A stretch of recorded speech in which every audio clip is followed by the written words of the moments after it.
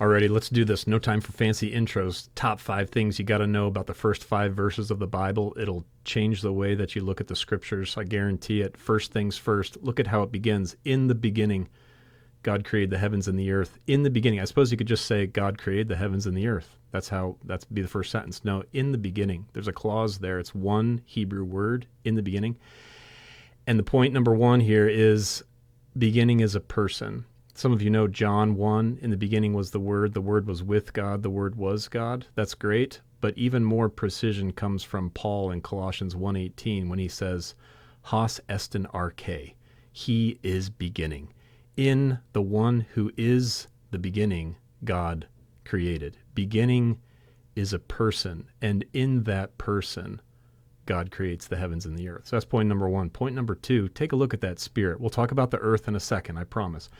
But that Spirit is hovering over the face of the waters. That's an interesting way of putting that, isn't it? I suppose you could just say the Spirit was with the water over there. That's fine. They hang out together. But the fact that you use this verb hovering shows an intense interest of the Spirit with the water. Elsewhere, that word is, in that sense, used only once. It's in Deuteronomy 32 for an eagle hovering over the chicks. It's a word of deep care and concern. The Spirit will be giving life through water, protecting life through water, watching over life through water. The Spirit is all about the water and will be working through the water, protecting through the water, nourishing through the water, intensely connected with the water. That's point number 2. Point number 3, we're working with a God who prioritizes his word. Look at how much emphasis is on the God who speaks. If we don't know anything about the Bible, hey, here it is. It's a speaking God. God speaks things into existence. You could just think something, I suppose. How about light? And then there's light. No, God says it. And on top of that, God looks to see the result of his word. He doesn't just create and then whatever. No, he takes an intense interest in seeing the result of what he says. So he speaks, and then he sees the result of what he says, and then he continues to use the word to name things. He called this night, he called this day. He's working through the word to create. He's working through the word to continue to watch over. He's working through the word to continue to perform his actions. So we're working with a God of the word. We're also working with a God who separates. Now, you'll notice darkness is mentioned before light in the Bible. Have you ever noticed that? What is the darkness, right?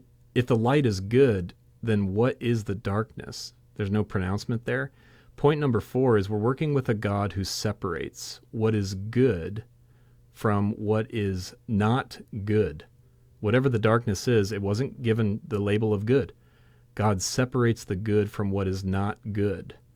And then finally, we are working with a God who transforms. Look at that earth, without form and void, darkness. Why not create an earth that was formed, full, and bright? And yet, that is what the Lord will do. It might start with formlessness, and yet he will make it full.